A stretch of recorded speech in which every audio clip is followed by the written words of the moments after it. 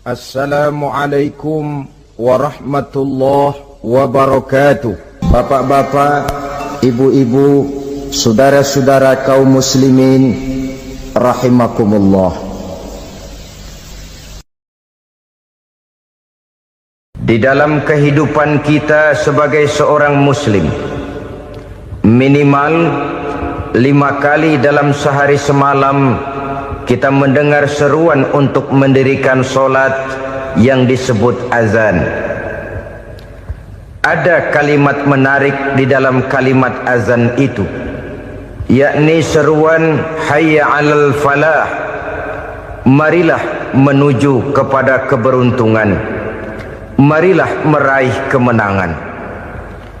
Seruan ini adalah kecenderungan dari setiap manusia, apapun warna kulitnya. Artinya, setiap orang dalam hidup selalu ingin meraih dan mencari kemenangan. Kemenangan akan melahirkan kepuasan batin, dan kepuasan batin memberikan kebahagiaan. Sedangkan kekalahan melahirkan penderitaan batin, dan penderitaan batin menjerumuskan seseorang di dalam berbagai bentuk kerugian. Jikalau inilah seruan azan, maka masalahnya ialah apa yang menyebabkan kita meraih kemenangan. Al-Quranul Karim memberikan tuntunan dan ajaran kepada kita bahwa orang-orang yang memperoleh kemenangan itu tidak lain adalah orang-orang yang bertakwa. Hanyalah mereka yang bertakwa kepada Allah Subhanahu wa ta'ala pada akhirnya akan tampil sebagai pemenang. Lalu siapa orang yang bertakwa itu? Dijelaskan dalam awal-awal Al-Baqarah, orang yang bertakwa yang akan meraih kemenangan.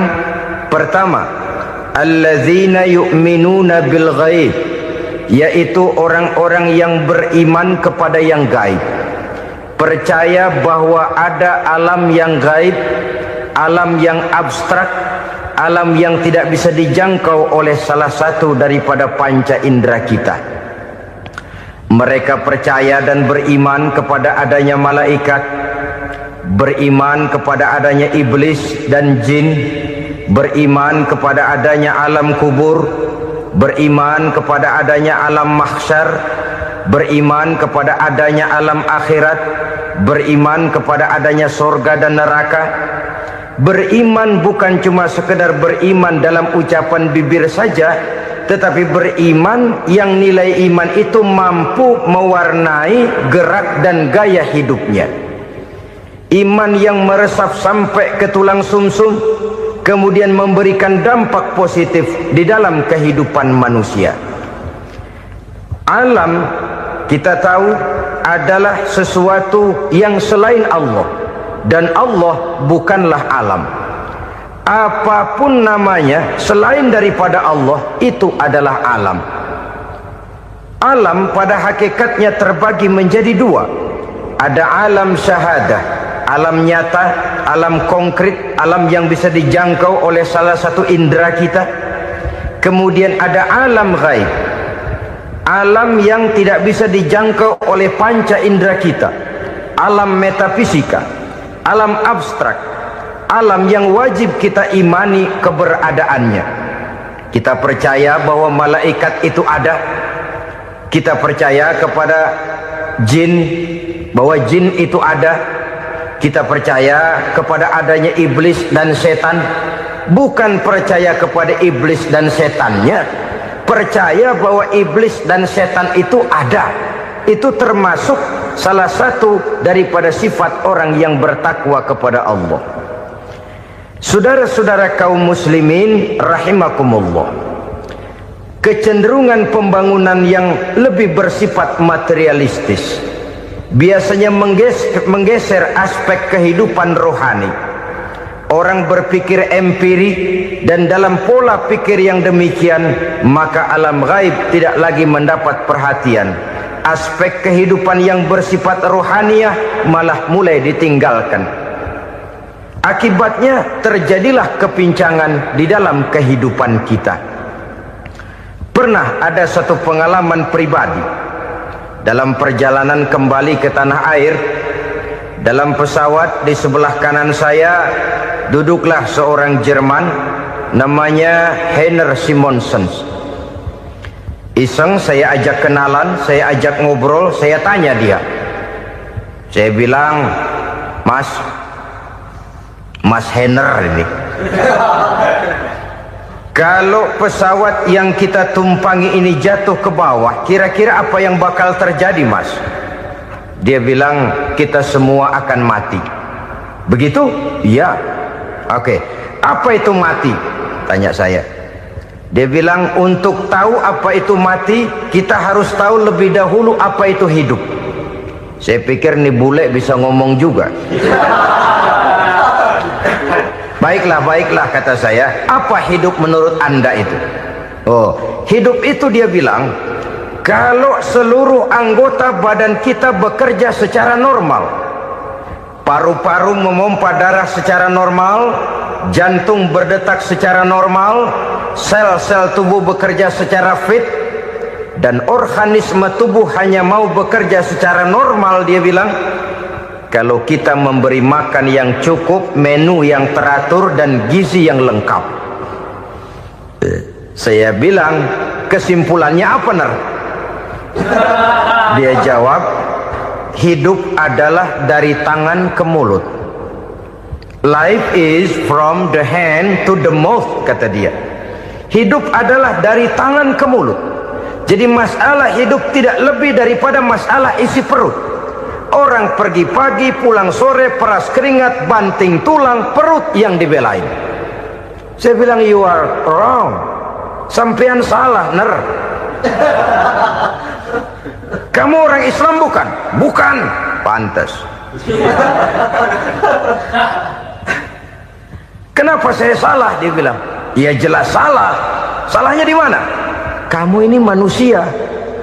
Kalau hidup cuma dari tangan ke mulut, saya bilang, kambing di kampung saya juga begitu pikirannya, Ner. Itu kambing di kampung saya, asal perutnya kenyang, sudah hidup dia. Perkara besok bagaimana, lusa prospeknya macam mana, bulan depan ada apa, kambing nggak pernah mikir. Di kampung saya kambing juga pikirannya begitu. Kamu Kristen ya? Tadinya. Loh kok tadinya, lalu apa sekarang kamu ini? Dia bilang, sekarang saya netral.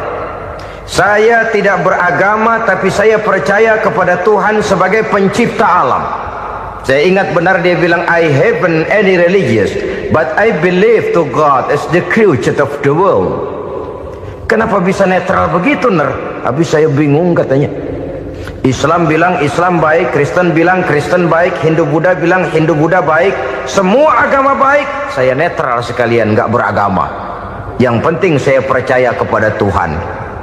Saya bilang, Ner, kamu ini kayak orang mau beli celana, lalu bingung. Yang satu bilang Levi's bagus, yang satu bilang Blue Jean hebat, yang satu bilang Wool England hebat. Celana ini hebat, celana itu bagus, celana ini hebat, semua celana bagus, kamu bingung. Akhirnya netral, tidak pakai celana. Itu juga salah. Saya pikir-pikir, kemudian saya melihat bahwa dua pola berpikir Heiner ini nampaknya sudah mulai menggejala di lingkungan masyarakat bangsa kita.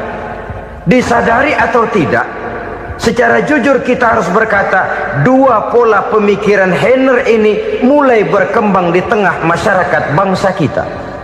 Pertama, pola pikir materialisme. Hidup adalah dari tangan ke mulut. Masalah hidup tidak lebih masalah isi perut. Itu yang perlu dibela, dan disitulah arti kehidupan.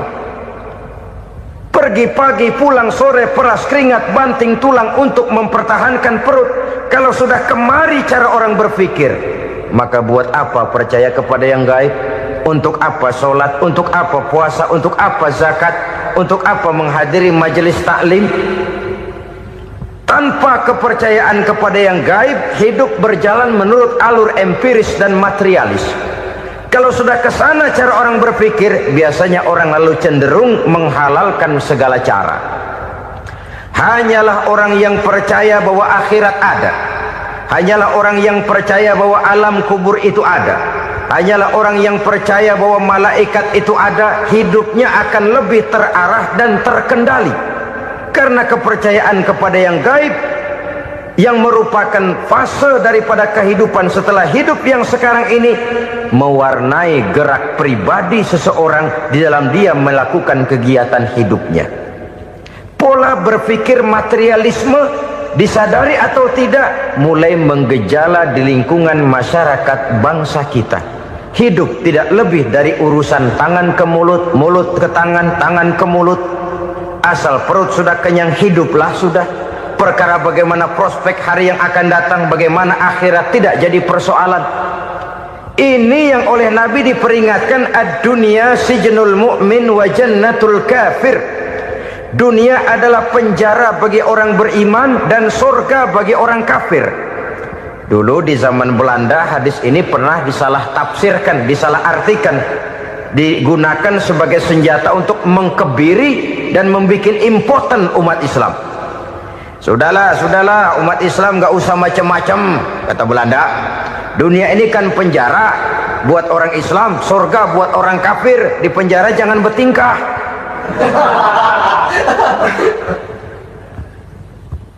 Pengertiannya tidak begitu. Dunia adalah penjara bagi orang mukmin. Artinya dalam kehidupan dunia seorang mukmin tidak bebas memperturutkan hawa nafsunya. Di penjara hawa nafsunya itu. Sebaliknya surga bagi orang-orang kafir. Buat orang kafir, surgalah dunia ini.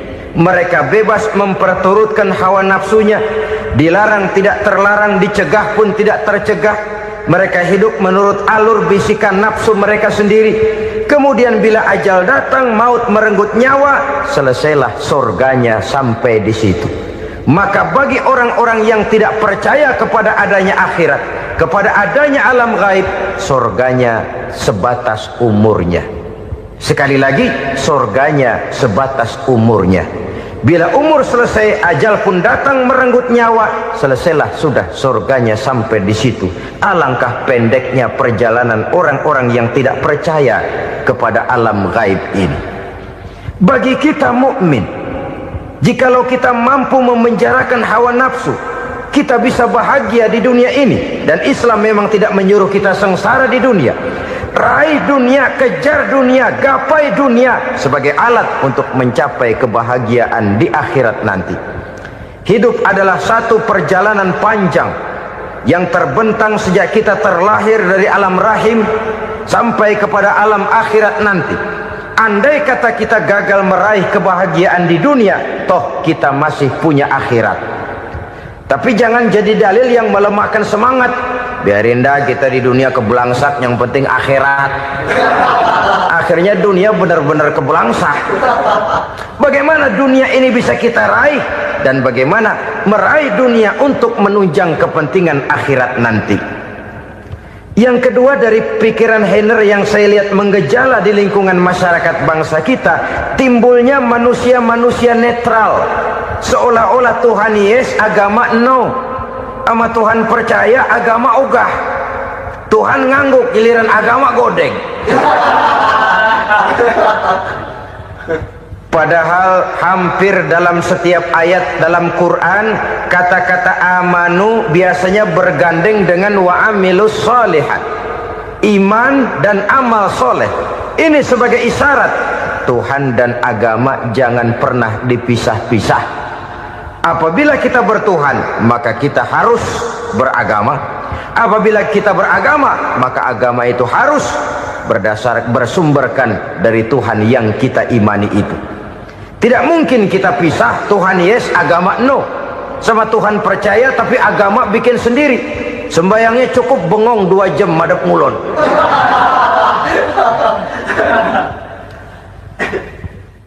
Saudara-saudara kaum muslimin rahimakumullah.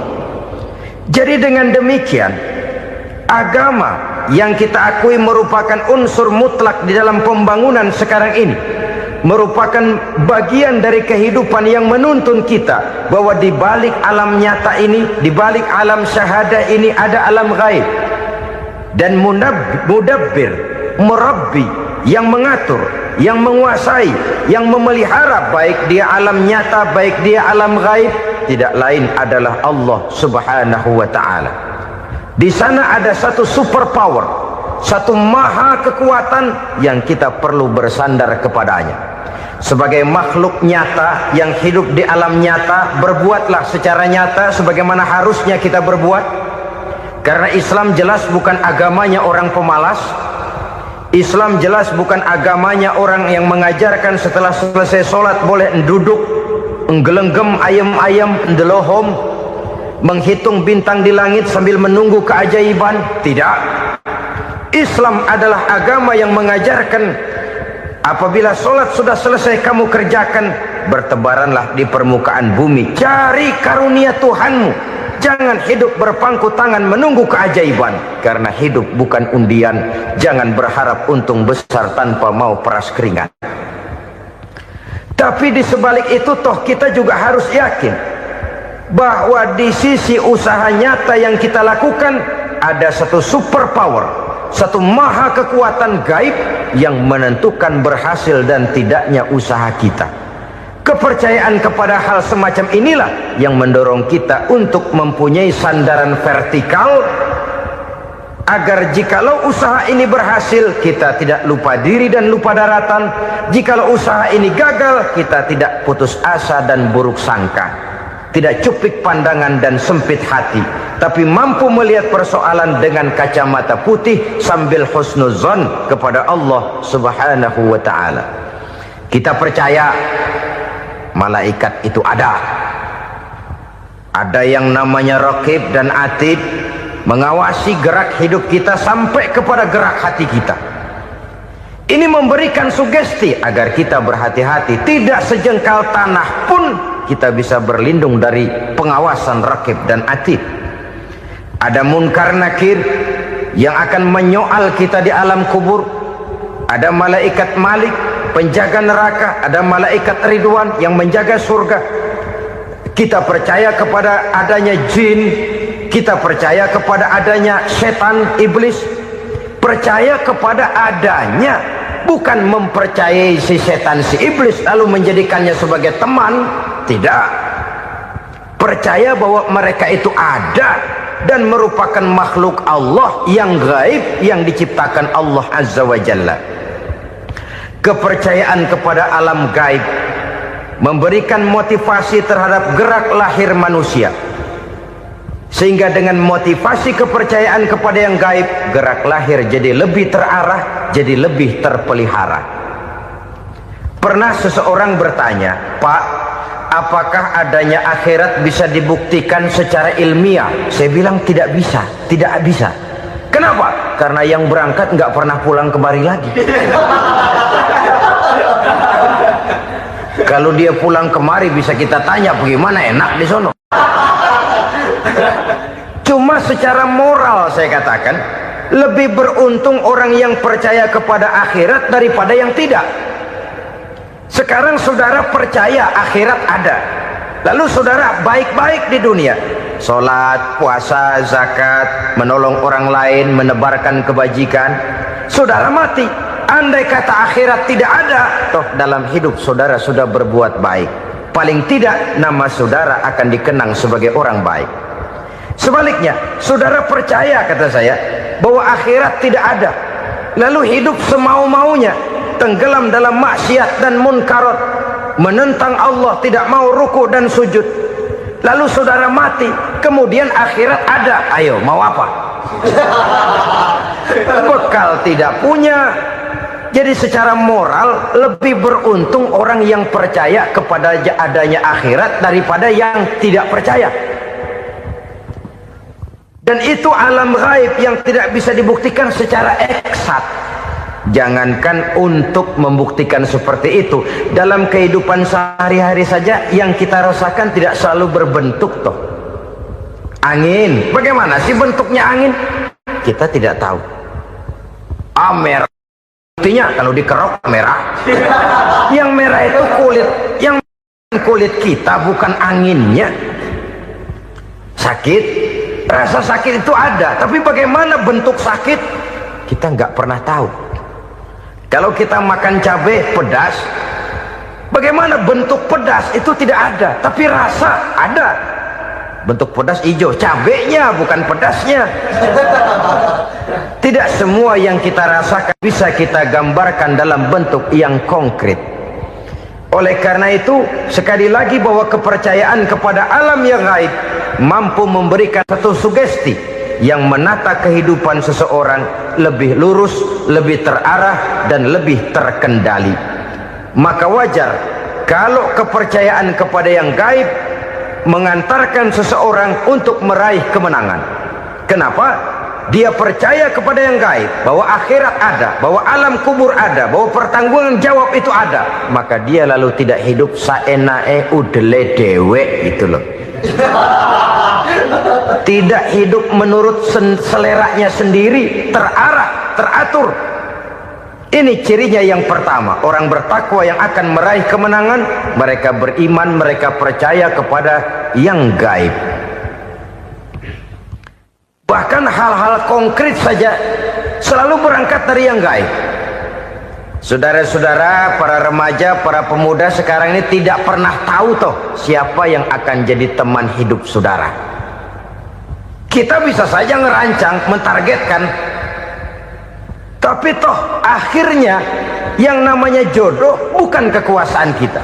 Rezeki di luar kemampuan kita. Begitu juga ajal. Maut, jodoh, ajal adalah contoh-contoh konkret bahwa pada akhirnya yang gaiblah yang menentukan. Bertahun-tahun ngelancong, emang jodoh seret, nggak jadi.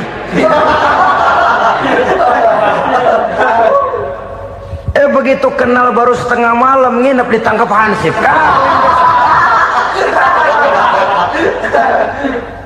Hal-hal semacam itu kadang-kadang kita berpikir suuzon, gilet, perempuannya cakep banget, lakinya rebek amat.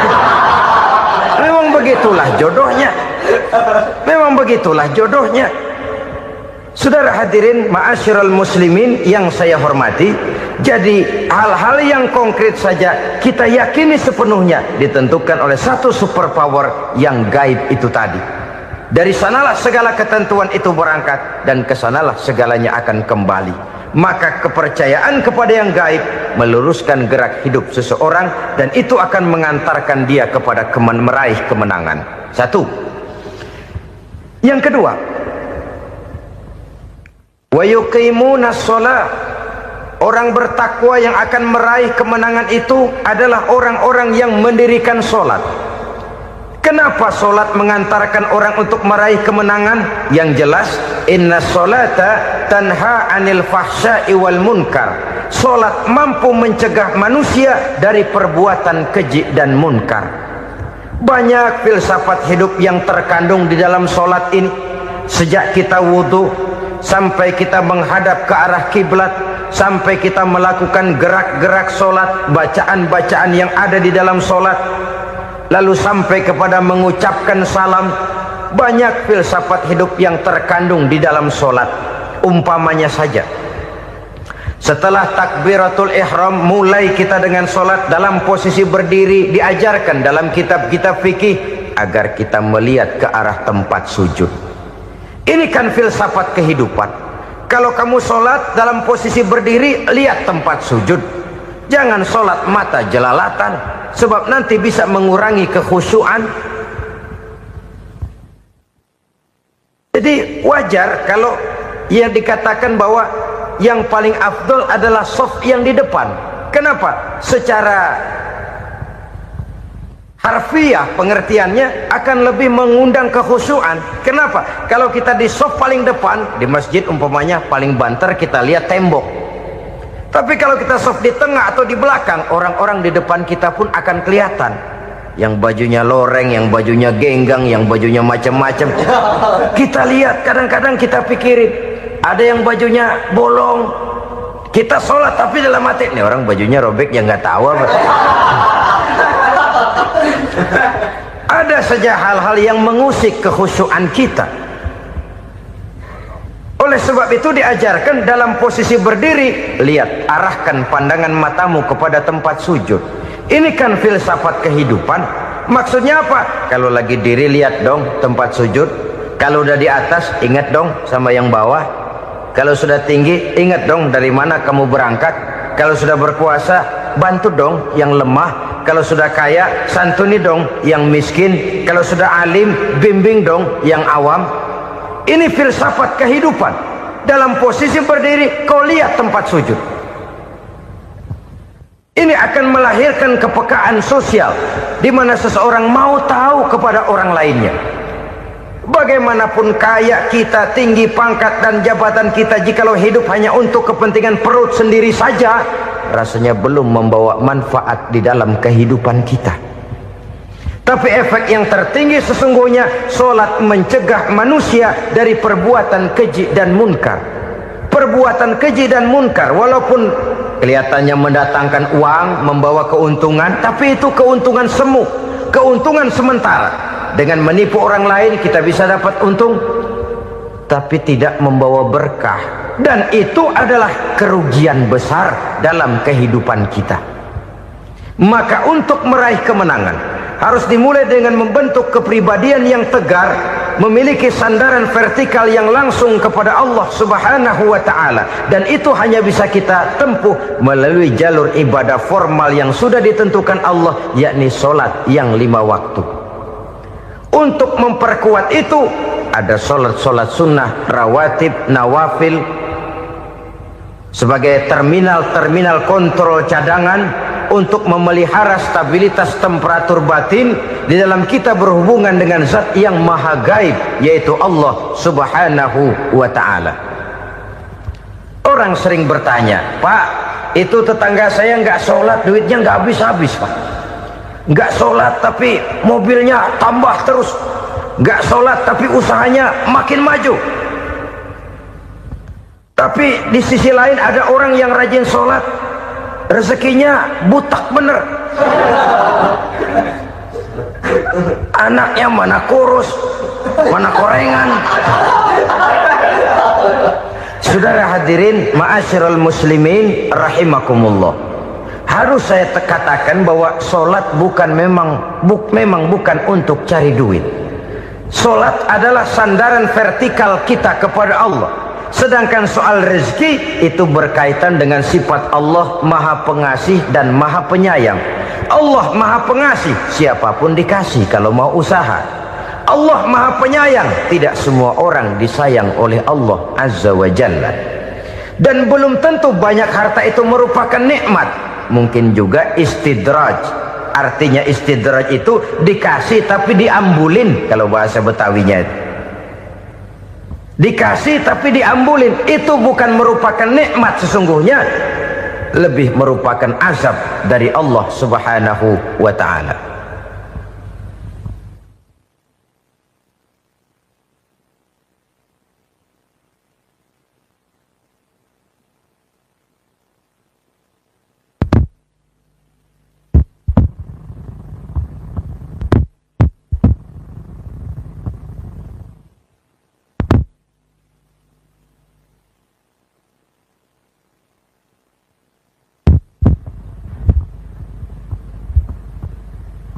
Agama mempunyai sistem solat, dan kita umat Islam telah dituntun oleh Allah Subhanahu wa ta'ala yang wajibnya 5 kali dalam sehari semalam mendirikan solat, dan itu tentu berada dalam jangkauan kemampuan manusia.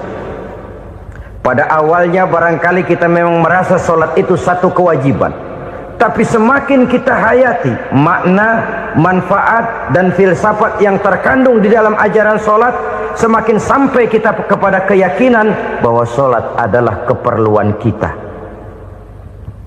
Sehingga pada waktu tertentu dinilai puncaknya, kita tidak lagi akan berkata saya wajib solat, tapi kita akan berkata saya perlu solat.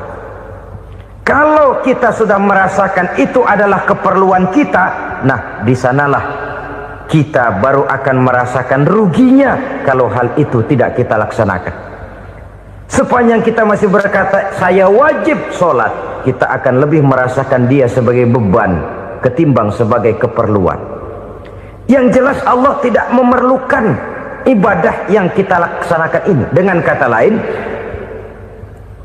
andai kata satu dunia penuh ini orang tidak ada yang sholat satu pun, Allah tidak akan turun dari jabatan Tuhan. Jangan lalu berpikir kalau kita ngambek se-RW kagak sembahyang Tuhan tekor kali ini ya. Tentu tidak. Itu perlunya kita, bukan perlunya Allah. Dan pada induknya kita akan berkata, saya perlu agama. Kalau secara induk kita sudah memerlukan agama, maka konsep-konsep yang ada di dalam ajaran agama itu pun adalah juga merupakan keperluan kita. Baik dia bernama sholat, baik dia bernama puasa, baik dia bernama zakat, baik dia bernama haji, seluruhnya adalah keperluan kita. Dan sesuatu yang kita perlukan apabila tidak kita laksanakan akan melahirkan kerugian di dalam kehidupan. Jangan heran kalau kita membaca riwayat perjalanan hidup para salafus soleh, orang-orang soleh. Ada yang tahajud sampai 100 rakaat, ada yang sholat malam kakinya sampai bengkak. Kita sekalinya bengkak biri-biri. Ada yang sholat membaca surah dalam Al-Quran sampai khotam Quran. Kok mau? Mereka sudah merasakan itu keperluan. Itu saja soalnya. Satu saat pun jikalau kita merasa bahwa itu keperluan saya, kita pun akan melaksanakan seperti itu. Keperluan saya dalam kehidupan. Inilah yang kedua. Yang ketiga, orang bertakwa yang akan meraih kemenangan itu, wa mimma razaqnahum yunfikun. Mereka membelanjakan sebagian daripada rezeki yang diberikan Allah kepada mereka. Mereka infakkan di jalan Allah. Ada satu dialog menarik.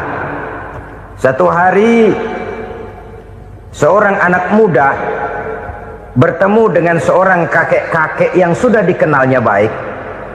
Bertanyalah anak muda ini, "Kek, umur kakek berapa tahun?" 15 tahun, kata si kakek. "Anak kakek berapa orang?" 1. "Harta kakek berapa banyak?" 15 juta.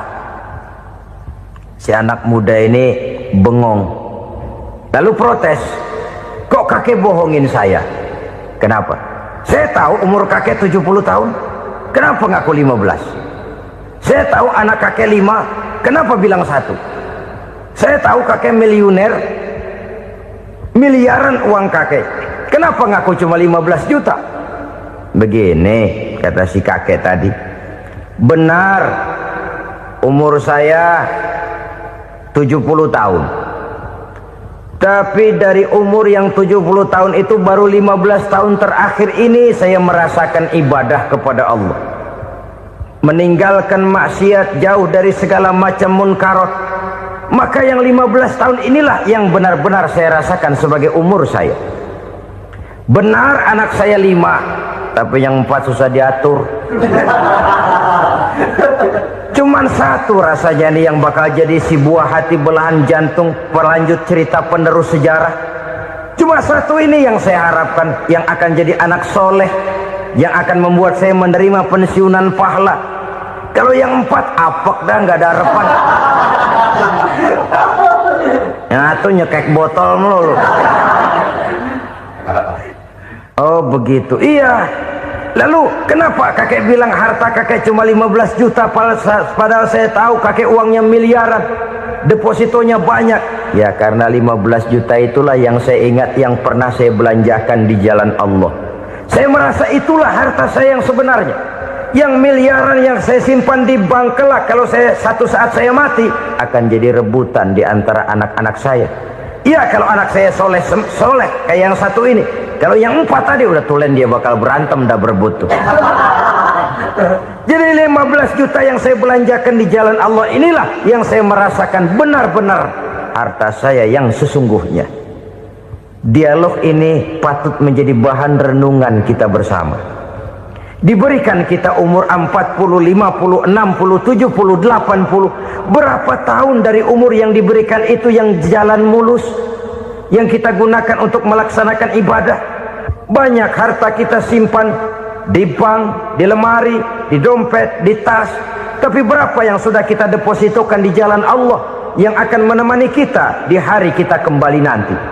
Maka orang bertakwa yang akan meraih kemenangan, wa mimma razaqnahum yunfikun, mereka membelanjakan sebagian dari rezeki yang diberikan Allah di jalan Allah subhanahu wa ta'ala. Ma'asyiral muslimin rahimakumullah, zahirnya memang kita memberikan kepada orang lain, tapi hakikatnya kita menyimpan untuk diri kita sendiri. Kita memberikan kepada yatim piatu 25.000. Zahirnya kita memberikan si yatim, hakikatnya kan kita cuma nyimpan. Saya berikan, titip kepadamu, ini untuk saya di akhirat. Kau boleh belikan baju, kau boleh belikan untukmu makan, kau boleh bayarkan sekolahmu. Ini untuk saya. Hakikatnya kita nyumbang masjid 1 juta, zahirnya kita berikan kepada panitia masjid, tapi hakikatnya kan cuma titip 1 juta ya, untuk saya di alam kubur nanti. Silahkan kau boleh belikan semen, ini uang, belikan besi, belikan pasir. Saya cuma sekedar titip untuk kepentingan saya. Hakikatnya kita cuma sekedar menitip. Sebagaimanapun pada hakikatnya, apapun yang kita miliki dalam kehidupan kan cuma sekedar hak guna pakai, bukan hak milik mutlak. Harta kita, rumah kita, kendaraan kita, kebun kita, pabrik kita, hak guna pakai saja. Hak milik mutlak cuma untuk Allah subhanahu wa ta'ala. Saudara-saudara kaum muslimin rahimakumullah, ini yang ketiga. Kemudian yang keempat, orang-orang bertakwa yang akan meraih kemenangan, allazina yu'minuna bima unzila ilaika, mereka yang beriman, mereka yang percaya kepada apa yang telah diturunkan kepadamu Muhammad, ay Al-Quran, yakni Al-Quranul Karim. Setelah percaya kepada yang gaib, mendirikan solat, kemudian menginfakkan sebagian dari rezeki yang diberikan Allah, mereka juga lalu percaya kepada yang diturunkan terhadap Nabi, yaitu tidak lain Al-Quranul Karim. Sekali lagi di sini, percaya bukan hanya sekedar percaya saja, tetapi percaya lalu menjadikan Al-Quran itu sebagai pedoman hidup. Sebab memang Al-Quran itu adalah GBHM, garis-garis besar haluan muslim. Apa yang harus kita lakukan, apa yang harus tidak kita lakukan, bagaimana mestinya kita bertingkah laku dan berbuat, seluruhnya tercantum di dalam Al-Quranul Karim. Itu sebabnya ketika satu hari Aisyah ditanya bagaimana akhlak Rasul, beliau menjawab, kana Rasulullah sallallahu alaihi wasallam khuluquhul Quran. Akhlak daripada Rasulullah tidak lain adalah Al-Quran. Jawaban simpel ini memberikan gambaran bahwa keseluruhan daripada konsepsi Quran sudah diterjemahkan dalam kehidupan Rasulullah sallallahu alaihi wasallam. Karena kita tahu akhlak adalah keseluruhan dari gerak hidup manusia. Sejak ia berpribadi, berumah tangga, bertetangga, bermasyarakat, sampai kepada berbangsa dan bernegara, Al-Quran tetap memberikan sentuhan nilainya. Oleh karenanya, orang-orang yang bertakwa adalah orang-orang yang menjadikan Al-Quran sebagai pedoman dalam kehidupannya. Dan kita yakini Al-Quran diturunkan kepada Nabi Muhammad bukan merupakan produk Nabi Muhammad. Isi dan redaksinya langsung dari Allah subhanahu wa ta'ala. Kemudian cirinya yang kelima, orang bertakwa yang akan meraih kemenangan itu, wa ma unzila min qablika. Tidak hanya sekedar percaya kepada yang diturunkan terhadap Nabi Muhammad, yaitu Al-Quran, mereka juga percaya kepada apa yang pernah diturunkan kepada para nabi, kepada para rasul sebelum Nabi Muhammad. Percaya kepada adanya suhuf, percaya kepada adanya Taurat, percaya kepada adanya Injil, percaya bahwa Allah dahulunya sudah menurunkan Taurat kepada Musa, percaya bahwa Allah sudah menurunkan Injil kepada Isa, percaya Injil ada, Taurat ada, diturunkan Allah untuk Isa dan Musa, tetapi tidak wajib mengamalkannya karena kita sudah diberikan Al-Quranul Karim. Ini yang perlu saya garis bawahi. Kita percaya Allah telah menurunkan Injil dahulu kepada Isa. Kita percaya bahwa Allah telah menurunkan Taurat dahulunya kepada Nabi Musa. Kadang-kadang ini dijadikan dalih, dikacaukan pengertiannya. Quran saja mengajarkan bahwa orang yang bertakwa harus percaya kepada Injil, maka pakailah Injil. Apalagi kalau ayat sebelumnya ditilap, dihapus, dihilangkan, Injilnya yang ditekankan, maka akan terjadilah penekanan yang salah arah. Karena salah arah akhirnya bisa merusak dan menghancurkan akidah. Ketika Rasul suatu saat pernah ditanya orang, "Ya Rasul, bagaimana sikap kita sebagai muslim terhadap Injil yang ada sekarang?" Beliau menjawab, "La tukadzibuhu jami'an wa la tusaddiquhu jami'an." Jangan didustakan seluruhnya, jangan juga dibenarkan semuanya. Artinya, ini sudah merupakan gambaran dari Rasul bahwa dalam Injil yang ada sekarang masih ada ajaran-ajaran tauhid yang dibawa oleh Nabi Isa dan diajarkan kepada umatnya. Tapi juga dalam Injil yang sekarang ini sudah terkena intervensi dan investasi manusiawi. Karena itu Rasul menyimpulkan, la tukadzibuhu jami'an wa la tusaddiquhu jami'an. Jangan didustakan semua, jangan dibenarkan seluruhnya. Kita memang percaya Allah telah menurunkan Injil kepada Nabi Isa dulu, tapi kita tidak wajib mengamalkan Injil. Kita percaya Allah telah menurunkan Taurat kepada Nabi Musa, tapi kita tidak wajib mengamalkan kitab ajaran Taurat. Yang wajib kita percayai dan kita amalkan hanyalah Al-Quranul Karim. Kenapa? Oleh karena baik yang ada di dalam Taurat, baik yang ada di dalam Injil, tentu tercakup di dalam Al-Quran sebagai kitab terakhir yang diturunkan oleh Allah Subhanahu wa Ta'ala. Dan itu wajar. Kalau seorang pejabat mau mengeluarkan satu keputusan baru, tentu dia harus meninjau keputusan-keputusan lama. Andai kata dianggap tidak berlaku, dianggap tidak relevan lagi, maka keputusan-keputusan lama itu tentu sudah dianggap tidak berlaku. Sebagian daripada aturan-aturan dalam keputusan lama yang masih dianggap relevan tercantum dalam keputusan baru yang wajib diamalkan. Begitulah hubungannya antara Al-Quran, Taurat, Zabur, dan Injil. 4 kitab samawi yang diturunkan Allah masing-masing kepada Zabur untuk Nabi Daud, Taurat untuk Nabi Musa, dan Injil untuk Nabi Isa alaihi wassalatu wassalam.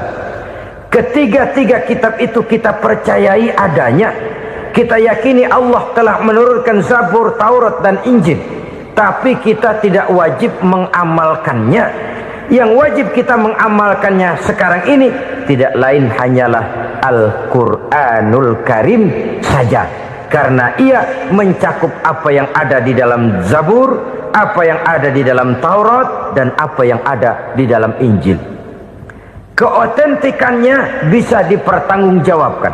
Ya, tapi kan Nabi Muhammad sudah mati 14 abad yang lalu, dan di zaman beliau Al-Quran kan belum dikodifikasikan, belum ditulis. Bagaimana keotentikannya bisa dipertanggungjawabkan?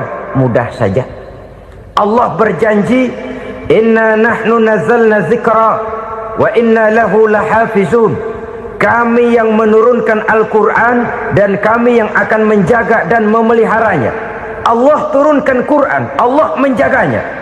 Bagaimana cara Allah menjaga Al-Quran itu? Banyaknya orang-orang yang hafaz Al-Quran. Hafaz Al-Quran 30 juz, 114 surah, 6.666 ayat. Sehingga jangankan satu kata Jangankan satu ayat, satu kalimat saja berubah sudah akan timbul reaksi dan mudah dimengerti. Kenapa? Banyak orang-orang yang hafaz Al-Quran. Sedangkan pada setiap akhir tahun biasanya malaikat Jibril selalu mengadakan checking terhadap ayat-ayat yang diturunkan pada waktu itu. Di zaman Nabi sendiri sudah ada usaha kodifikasi. Dan yang lebih luar biasa lagi, sampai hari ini tidak seorang pun mampu membuat satu ayat saja semacam Al-Quran. Ke bahasa manapun dia diterjemahkan, naskah aslinya tetap ikut, rujukan dasarnya tetap ada. Berdasarkan itu maka tidak mungkin terjadi penyelewengan terhadap atau pemalsuan terhadap ayat-ayat Al-Quranul Karim. Kesuciannya, keotentikannya, kemurniannya bisa dipertanggungjawabkan. Ma'asyiral muslimin rahimakumullah. Oleh karenanya, konsepsi dasar daripada ajaran Islam ini memang tidak lain adalah Al-Quran dan Sunnah. Isi daripada agama Islam yang merupakan iman, Islam dan ihsan, konsepsi dasarnya tidak lain adalah Al-Quran dan Sunnah Rasulullah Sallallahu Alaihi Wasallam. Maka yang kita perlukan sekarang ini adalah terjemahan Al-Quran di dalam kehidupan kita. Dengan demikian, maka gaya kehidupan yang lebih Qurani itulah yang kita dambakan. Kita perlu memang terjemahan Quran dalam bahasa Inggris, dalam bahasa Belanda, dalam bahasa Jepang, tapi yang lebih kita perlukan adalah terjemahan Quran di dalam kehidupan kita. Konsekuen, tidak memanipulasi, ringan sama kita jinjing, berat sama kita pikul. Jangan kalau lempengan ayat Quran tuh kira-kira enak diamalin, keras teriakan kita. Giliran kira-kira ayat Quran itu mukul kepala kita sendiri, diam kita. Itu ciri yang pernah disindir Allah dalam awal-awal Baqarah juga. Ciri beragamanya orang yang munafik. Kullama adha'a lahum masyawfi, kata Allah, wa iza azlama alaihim qamu. Apabila terang mereka jalan, apabila gelap mereka berhenti. Artinya kalau kira-kira di Islam nguntungin, rame-rame pada teriak Islam. Tapi ketika diminta untuk berjuang, ketika dituntut untuk berkorban, rame-rame mengundurkan diri. Nasib agama tidak ubahnya seperti daun pisang yang dikait orang di tepi jalan lantaran tak berpayung di ketika hari hujan. Manakala hujan usailah sudah, daun itu pun dicampakkan di tepi jalan, diinjak pula orang nan lalu. Artinya orang menjadikan agama cuma sebagai lipstick, decoration only, tidak konsekuen. Hanya pada saat-saat kelihatannya Islam membawa keuntungan, rame-rame orang teriak-teriak tentang Islam. Tapi jikalau diminta berjuang, jikalau dituntut untuk berkorban, biasanya rame-rame juga mengundurkan diri. Jangan heran kalau mayoritas hitungan kita, tapi minoritas peranan kita. Kuantitas kita dalam jumlah, tapi dalam kualitas kita lebih sering jadi penonton daripada jadi pemain. Padahal itu sangat tidak boleh terjadi. Umat Islam di Indonesia harus bangkit. Umat Islam di Indonesia harus sadar akan keberadaannya. Tidak boleh hanya jadi penonton berpangku tangan, karena memang agama kita juga mengajarkan untuk konsekuen di dalam menjabarkan ajaran-ajaran daripada agama kita. Kita sering menjadi jatuh menjadi umat yang lemah oleh karena kita ini tidak pandai menggalang kebersamaan yang diakibatkan tidak konsekuennya kita. Diistilahkan bahwa umat Islam di dalam menggalang kebersamaannya itu harus seperti orang main sepak bola. Saudara-saudara kan tahu orang main sepak bola itu. Orang main sepak bola, kalau pertandingan belum dimulai sih silakan saja kumpul di luar lapangan, atur strategi yang baik. Tapi kalau pertandingan sudah dimulai, turun ke lapangan hijau, jangan kumpul terus. Ada sepak bola gotong royong, mundur-mundur rame-rame, depan ke depan kumpul melulu mainnya. Kalah. Orang main sepak bola itu ya harus ada penyerang tengah, harus ada penjaga gawang, harus ada strikernya, harus ada kiri luarnya, kanan dalamnya yang jadi backnya. Posisi boleh bermacam-macam, tapi yang penting saling ngoper untuk menggolkan gawang lawan. Begitulah umat Islam ini. Boleh ada yang jadi pejabat, boleh ada yang jadi pengusaha, boleh ada yang jadi petani, silakan ada yang jadi seniman, ada yang jadi penyair, ada yang jadi artis sekalipun. Tapi kalau sudah berhasil menguasai bola, jangan lupa operannya. Operan itu yang langka. Kita ini muslim kadang-kadang kalau sudah memegang menguasai bola, kalau belum mau mampus, belum mau ngoper. Nanti kalau sudah nggak punya bola, baru mau ngoper. Kalau sudah dengar-dengar mau dekat pensiun, baru mau jihad, baru mau berjuang, baru mau ngurus pesantren. Tanda tangan sudah tidak laku, memo sudah tidak dihargai, baru mau berjuang. Kemarin kemana, Mas? Kita tidak pandai memanfaatkan posisi. Dengan kata lain, kalau kembali kepada persoalan kita, konsekuensi kita terhadap agama yang kita anut ini belum ideal. Kita masih lebih sering berislam ini pada saat-saat yang menurut perhitungan kita membawa keuntungan. Tapi kalau diminta berjuang, dituntut berkorban, yang itu pun hakikatnya adalah untuk kepentingan kita juga. Allah tidak pernah menuntut kita untuk jihad bagi kepentingan Allah, itu tidak. Berjuang menegakkan agama Allah, apakah untuk kepentingan Allah? Tidak. Untuk kepentingan kita. Sebab nilai-nilai jihad itu pada akhirnya akan membawa kita kepada suatu kebahagiaan. Setidaknya kalau tidak di dunia, tentu di akhirat sebagai syahid. Oleh karena itu, pada bagian akhir ini saya ingin mengajak, marilah kita konsekuen. Sekali kita berkitabkan Al-Quranul Karim, mari dia kita jadikan pedoman. Jangan cuma kita jadikan sebagai penghias dinding, pelengkap rumah, bahwa di rumah kita ada Al-Quran, tapi yang baca kecoa. Habis pada bolong tuh Quran. Yang penting kan punya Quran. Ditaruh di pintu rumah. Biar apa? Biar kuntilanak kagak masuk katanya. Ya apa itu nasib Quran, cuma kerjanya jaga pintu, ngusir kuntilanak, ngusir memedi. Bagaimana kita hidup menurut tuntunan Al-Quran? Kadang-kadang tidak pernah menjadi masalah bagi kita.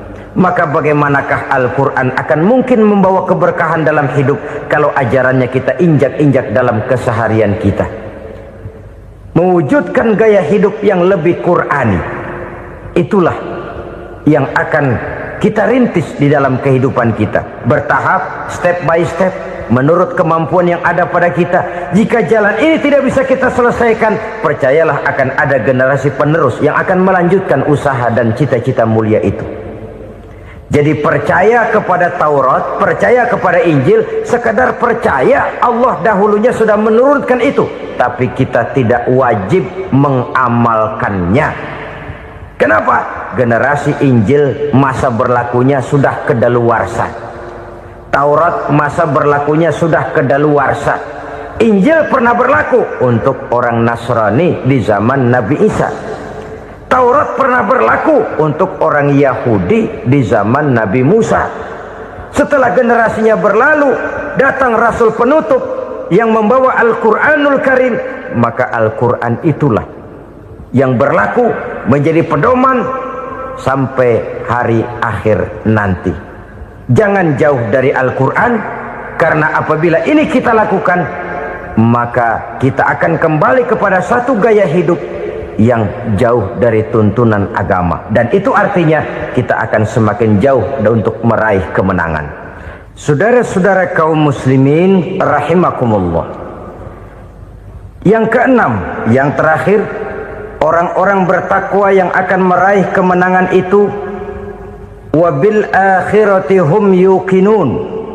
Mereka percaya, mereka yakin seyakin-yakinnya akan adanya hari akhir, di mana seseorang akan mempertanggungjawabkan seluruh perbuatannya di dalam hidup ini, dan tidak ada satu perbuatan yang bagaimana kecilnya sekalipun yang tersembunyi dalam pandangan manusia yang tidak akan dibukakan persoalannya di mahkamah Qadi Rabbul Jalil di akhirat nanti.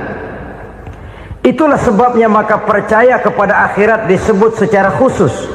Padahal di awal tadi sudah dijelaskan yu'minuna bil ghaib, percaya kepada alam gaib, dan alam gaib ini termasuk akhirat.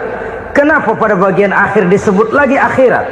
Karena ternyata bahwa kepercayaan kepada adanya akhirat merupakan induk dari kepercayaan terhadap adanya malaikat, setan, jin, dan lain sebagainya, dan akan lebih memberikan sugesti dalam kehidupan manusia untuk meluruskan gerak hidupnya. Jikalau satu saat tergerak hati akan berbuat kejahatan, ingin mencuri, sadarlah, awas ada akhirat. Sebab kalau kita cuma teriak awas ada polisi, itu cuma tertunda sementara. Begitu polisi meleng, embat. Kalau kita ingin berbuat jahat cuma berteriak awas ada hansip, cuma sementara ketika hansip itu ada. Tapi kalau ceritanya awas ada akhirat, mau menyeleweng awas ada akhirat, mau berjudi awas ada akhirat, mau mencuri awas ada akhirat. Keyakinan yang akan meluruskan gerak hidup manusia sehingga gerak itu jadi lebih terarah dan terkontrol, tidak merugikan baik diri sendiri, lebih-lebih orang lain. Ternyata bahwa kepercayaan kepadanya adanya hari akhirat sanggup menjadi sumber daya kontrol dari kehidupan manusia, sehingga ia tidak terjebak dalam perbuatan maksiat dan munkarat. Saudara-saudara kaum muslimin, inilah saja yang kita bicarakan pada pertemuan kali ini. Semoga Allah subhanahu wa ta'ala memberikan kekuatan zahir dan batin kepada kita untuk dapat meraih kemenangan dengan beriman kepada yang gaib, mendirikan solat, membelanjakan sebagian dari rezeki yang diberikan Allah, percaya kepada Al-Quran, beriman kepada kitab-kitab yang diturunkan sebelum Al-Quran, lalu meyakini adanya hari akhirat. Terima kasih atas segala perhatian, mohon maaf atas segala kekurangan. Usikum wa nafsi bitaqwallah. Wassalamualaikum warahmatullahi wabarakatuh. Waalaikumsalam.